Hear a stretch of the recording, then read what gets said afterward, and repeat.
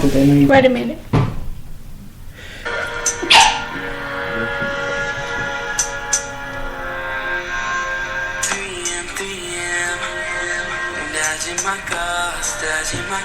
It's a local artist. Hop in my car to see what you want. 3am. Girl, what you want? Girl, what you want? At 3 in the morning, 3 in the morning, 3am. It's 3 in the morning, baby, be honest. Tell me you want it, baby, I'm on it. 3am. It's 3 in the morning, 3 in the morning, 3am. Oh girl, what you want? 3 in the morning. What y'all think about that song? Who is that? Does it sound good? Just tell me who it is before I give you my answer. It's a local artist. Okay. Does it sound good? It's mixed good. It wasn't like, ooh, I want to hear the rest. It was like, who is this? That's the first feeling I got. What y'all think? I like it. It's alright. I mean, It sound good though, right? I think the quality was good, mm-hmm. right? I would think so. No, that is actually, I believe his rap name is, or his singing name is Young King or something. Oh, He's, yeah. no, I don't think you know him. I hate that I'm keep on slurping. Young King. I'm recording. I'm recording. Yeah, it was alright. I mean, it wasn't nothing I was like, I want to hear the rest of the mixtape or nothing. No, he's really young. I think he's like 16 years old. Hmm. He's a friend of my, he's a son. He's talking about 3 a.m. and he's 16. He's a son of my friend. I hope he's dreaming, getting ready to take a final or something. I was just saying, 3 a.m. he's 16. That ain't the message. So you think it was inappropriate? Yeah, that ain't the message we need to be sending out, especially in Milwaukee, Wisconsin. What if he was talking about 3 a.m. He wanna? He was talking about some sex. Maybe not. He said his phone is ringing at 3 a.m. Or some dope. That's somebody on this line trying to catch a pop. Is that what we thinking about? Either way, it was inappropriate for a 16-year-old. But, you know, it's just my feelings. Hey everybody, it's Miss Nisha T. So Couture. We are here doing the podcast. Of course, we're on 1700. You already know that. 17. So we have. Let's just introduce ourselves because I just want to tell y'all, all my friends are ratchet. And I just, except for one of my new friends. You don't even know. He's not even ratchet. He's my friend. Okay. Are you my friend? Yes or no? Oh, yeah, of course. We're Brandon, I'm possessive with my pressure. So. Oh, shit. Sure. Okay. Let's go around the room, starting with the young lady to my left. Hello, ladies and gentlemen. My name is Epiphany Gold. This is my first podcast here with Nisha T, and I'm very excited to bring y'all all this personality and opinions and verbiage. Yes, and I brought a special guest with me to my first podcast because that's what we do. Go ahead and introduce yourself, friend. I'm Brandon. I'm new to this as well. I'm a testosterone in the room, so hopefully I can give a little bit of my perspective. We need that. Usually we'll have like a couple guys here, and then the women and the men just argue, and it sounds horrible. Oh, yeah, I'm outnumbered today. Yeah, we decided to just outnumber you and gang up on you. But you're make strong, you feel though. uncomfortable. You're strong. You got it. Thank you for coming. Hello, this is Jovi. I'm new to the podcast too. Jovi, what's your last name? Oh, she doesn't have to say her last name. I'm Jovi. She does not have to say her last name. Hey, guess what? Jovi and Jabriel. Sorry, real name. Alert. Jovi and Piff are actually sisters. So this is the first time we have sisters on the podcast. Woo woo, we breaking the net. And we can tell which is which. Just know that. Piff is the younger sister, as if you couldn't tell. Baby D. Exactly. Exactly. And it's Rosie Rowe. I mean, I'm giving you a build up. The introduction. I know. I mean, I don't need no introduction for this. Oh, big time. Yeah. It's Rosie. here once again on this lovely Sunday. Rosie is always the host, so Give it up to Rose. So what we're drinking on today, we're actually having a little. You can probably hear Piff slurping. You can. I You see need to it. bottle them up. Know that. We're drinking fruit slushies. Usually we'll have a little wine, but we're drinking fruit slushies with tequila because that's all that 1700. Top shelf tequila. Don't They ask drank for me out of house and home. I ain't gonna lie to y'all. They drank me out of house and home Oh my this past holiday weekend. I usually have something, but all we have is a smidget of tequila. It's good though. It tastes good. You can't even taste the tequila in it, right? But we all on diet, so really we done drinking after today anyway. Right. Healthy lifestyle. I'm never gonna be done drinking. That's just not what I do. No? No. Am I alcoholic? You think I'm an alcoholic? I don't think you are. Am I always drinking? I don't drink with you every day or every week, so I couldn't even judge you on that. I have a glass of wine like every day though. You fancy. Maybe not every day, but like at least a couple times a week to take the edge off. Maybe you just... Is Right. it red wine?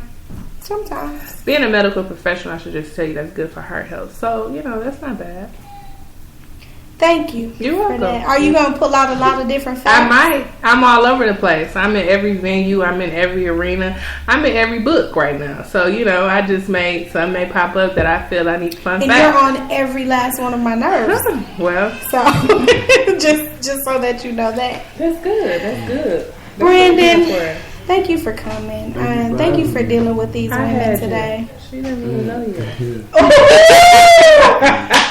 Piff, okay, let's put this out on the airwaves. Piff brought Brandon here because he's a very good debater. They have debates on Facebook, right? And I win every time. What are some, you gotta stop doing sorry. that.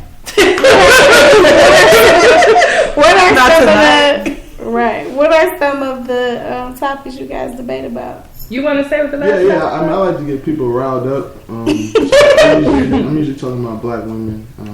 The comments are, why you always targeting black women? It's because those are the only women I care about. So. That's That's deep. Yeah. I like So you that. target them in which type of way? Like, what was the topic? What was If you want to, Go ahead. I'll let you I shine just on. challenge them sometimes. Like, do they have issues courting? Do they understand the role of fatherhood? Different kind of topics like that. Where if you got a timeline full of a lot of single mothers, you're gonna get some feathers ruffled. So what was your last status? I can talk about that because I remember it distinctly. okay. The last status that me and him, I didn't even go too deep because sometimes I don't have time for Brendan. But this is a good topic. He said, how do you define this success? And it was deep because in his comment, he went and said, do you define it with money, cars, or a body? What struck the most was females defining when they reach body goals. Or, for me, it made me think of all my friends that are having plastic surgery or just striving to get this look. Like, is that a definition of success? Like, is that really what success is? A physical It's a part thing? of success because if you're happy with your body, You think, you feel better. but it was deeper than that because is that how you define success? Like that's the level overall, that, no. like I've reached a level of I feel like, as success. opposed to success. The success should primarily be the focus of your health. You're Right. healthy, and the results of you being healthy is the physical, The way you look. Yeah, the look. So, But I think in reality, how do you feel about? Did you listen to the Farrakhan interview on the Breakfast Club? Yeah. How do you feel about his opinion? He's an older guy. I think he's a great person, but a lot of his views are kind of antiquated. So when he speaks on the issues that are facing, with the leggings, all of that. I mean, he's coming from a different generation. He's telling folks his daughter has to walk fully robed throughout his home. That's a bit extreme. He's a great guy, but I'm mad I missed it. I wouldn't follow his lead Probably in regard to what's right and wrong. But you know what? I think a lot I of kinda times agree with some of it. I agree with it too. I think a lot of times we look at his religion and we're thinking, okay, it's his religion that's like It's driving strict, yeah. the way that he's raising his moral, family, yeah. and that has a lot to do with it. But is it wrong to be extreme to get the results that you want? Yeah. but what The result end is that?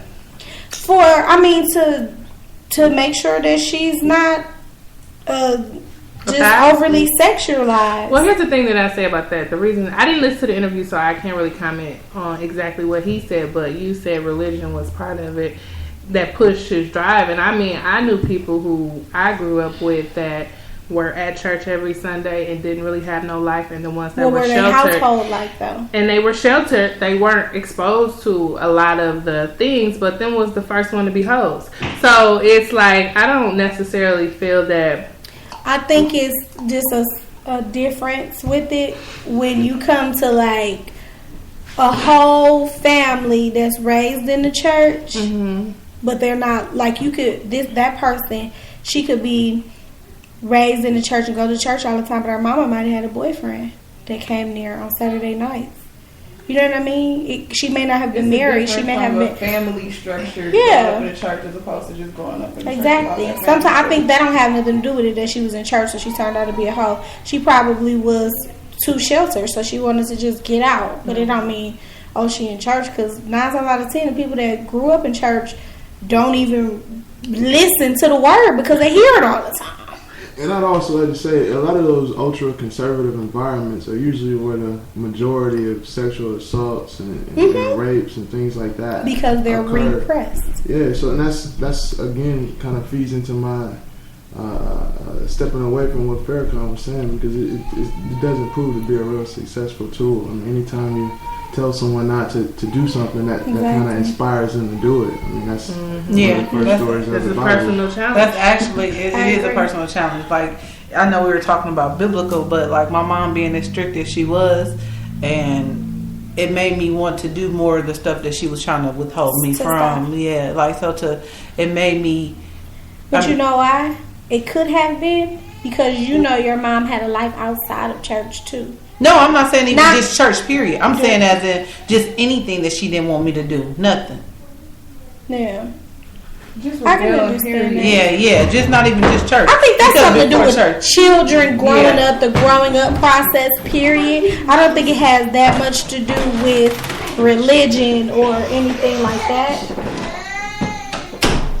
Excuse us, guys. Got a kid in the house. So hey, we talking about family. It's real. It's real on 1700. we take care of our kids, clearly. I think there is a fine line. I look for role models in parenting and kind of pick from what I would raise my child like. And I think Obama walks that line. I mean, his daughters, they dress in fashionable stuff. They show a little bit of skin. But, nobody really assumes that they're, walking out here without class. So I think that's like covered from head to toe and the hijab and all that other stuff. I think a lot of parents these days, or younger parents, they literally they want their kids to look like them instead of looking like kids. You know what I mean? I want to comment on that too, just simply because me being a teen parent, and I don't necessarily. I mean, I get it. I get parts of it. I get what it's influenced by.